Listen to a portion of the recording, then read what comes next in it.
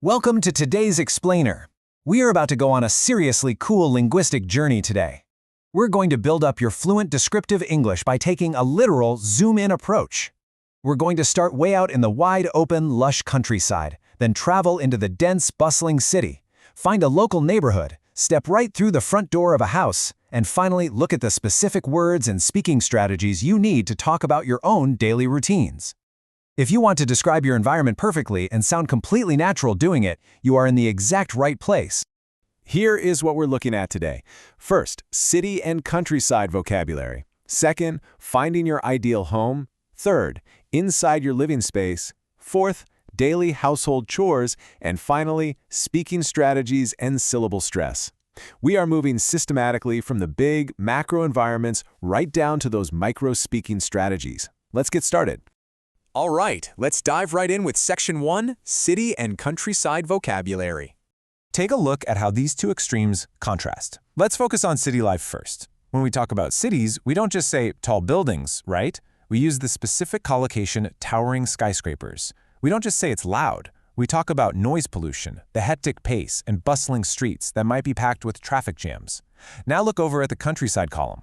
It's the complete opposite. You might visit a wildlife preserve by walking down a winding footpath. You might look out over a spectacular panoramic view of lush green hills. Listen, the absolute secret to natural fluency is chunking these words together. Don't just learn the word skyscraper by itself. Learn towering skyscrapers.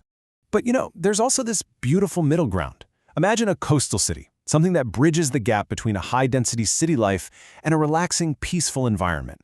You've got historic buildings situated right on the water. You could easily imagine walking down narrow cobblestone streets lined with quaint shops or eating local gourmet cuisine. It's a perfect blend of an urban space, but maybe without the overwhelming noise pollution or the inner-city crime you might find at a massive metropolis. Okay, let's zoom in a bit closer for Section 2, Finding Your Ideal Home. We're moving away from the broader environment and right down to the specific neighborhood and building level. So, let's talk about the financial side of things. Take the word mortgage. This is borrowing money from the bank to buy a house, which, as anyone who has one knows, can painfully take 25 to 30 years to pay off. But hey, maybe you aren't ready for a mortgage just yet. Perhaps you're just saving up for a down payment, that initial chunk of money you need for a big purchase. Or maybe you're looking for affordable housing, because there happens to be a serious shortage in your area. And if you're just visiting a place for a little while, you look for a short-term rental. These are all absolutely essential terms for discussing the everyday reality of real estate. Now let's map these terms onto an actual building. Take a multi-story block of flats. The vocabulary maps exactly to the structure. At the very bottom, we don't say first floor for the street level. The correct natural term is the ground floor. Below that, underground, is the basement. As we look up the exterior, we see balconies attached to the individual flats. Inside, some buildings have stairs, while others use a lift. Knowing these specific structural terms is just so vital for accurately describing exactly where someone lives. Here is a really common stumbling block we need to spotlight: the difference between a flat, a house, and a home. A flat is a number of rooms strictly on one floor of a building. A house, on the other hand, is a standalone building with rooms on 2 or more floors. But what about a home? Well, a home is emotionally where you live. You can feel homesick when you're away from it, or you can throw a housewarming party when you officially move into a new one. The physical structure is a house or a flat, but the feeling and the emotional attachment, that makes it your home. All right, zooming in even further for Section 3, Inside Your Living Space. We are stepping right through the front door. Before we go any further, I want you to think about something. What is your absolute favorite room in your home? Just picture it for a second. Keep that room clearly in your mind as we go through these next parts, and see if you can mentally label everything inside of it using our terminology. Let's check out the living room. Imagine a beautifully spacious living room, meaning it has plenty of room to move around, which is of course the exact opposite of a cramped room. Think about the specific items: a comfortable armchair, a long sofa, a soft rug on the floor, and a warm fireplace built right into the wall. These are your foundational pieces of furniture. These are the nouns you absolutely need to successfully paint a picture of your living area for someone else. Moving into the kitchen, things get a lot more functional and action-oriented. We've got the microwave, the hob for cooking in pans on top of the stove, the oven for baking, and the dishwasher. But it's also about the specific actions you take here. You don't just open water, you turn the tap on or turn the tap off. You might empty the rubbish bin or put dirty clothes into the washing machine, hopefully before that pile takes over the whole room. And that brings us perfectly to Section 4, Daily Household Chores. We are shifting our focus just a bit from the physical objects to the daily routines we actually perform with them. Let's look at the bedroom and the bathroom side by side. In the bedroom, you might store your clothes in a wardrobe or fold them away into a chest of drawers. And you sleep under blankets and sheets. But look at the bathroom routines.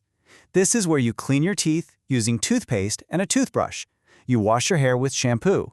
You might have a shave with an electric razor, and finally, dry yourself off with towels. There is a massive grammatical secret hidden right here in these chores, and it's a huge stumbling block for so many. We use the verb do plus a noun for housework, but we use the verb have plus a noun for personal routines. Think about it.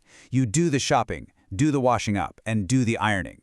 But for yourself, you have a shower, have a shave, or have a wash. Memorizing this exact do versus have rule is a total game changer. It will instantly make your spoken English sound significantly more natural. Finally, let's step back and put all of this into practice with Section 5, Speaking Strategies and Stress. How do you actually use all this in a real conversation or a spoken exam? So, you might encounter a few different types of questions. In part 1 of an exam, you'll get factual, introductory questions like, where do you come from? Or what's the weather like? In part 2, you might have to give a longer description of a place using a where, what, do, why framework. And in part 3, you might face the classic city versus country debate, or hypothetical questions like, would you recommend your home? The real trick isn't just knowing the answer in your head, it's knowing exactly how to structure it when you speak. To totally conquer part 1, you've got to use the +2 rule. It goes like this. Step 1, state your main answer clearly. Step 2, explain your reasoning. And Step 3, add at least 2 sentences with extra information. Never just say, yes, I live in a city. Instead say, yes, I live in a bustling city. I like it because it has a hectic pace and a pulsating nightlife. However, the noise pollution can be tough, so I often visit the countryside to relax. See the difference? And when you get to part 2, structure your whole monologue around answering where it is, what it looks like, what you do there, and why you like it. Finally, for part 3, use your new comparative vocabulary to tackle that city versus country debate head-on. Those extra descriptive structures are exactly where you get to show off your new fluency. Now let's talk pronunciation, because mastering syllable stress is literally a game changer for sounding natural. It's not just about knowing the word, it's about the rhythm of the word itself. Notice how the emphasis shifts on these words. It's center, with the stress clearly on the first syllable, not center. It's museum, stressing that middle syllable, not museum. And it's hotel, stressing the end, not hotel. Shifting that syllable stress correctly is exactly what makes your spoken descriptions flow beautifully and confidently. So we have gone all the way from towering skyscrapers and lush green countryside right down to the chest of drawers in your bedroom. Let me leave you with this final provocative thought. If you had to describe your absolute dream home in a bustling city or the lush countryside using today's vocabulary, where would it be? Think about it. Try to use your new collocations, apply that +2 rule we just went over, and start practicing right now in your head. Thanks so much for joining me on this explainer, and keep practicing those descriptions.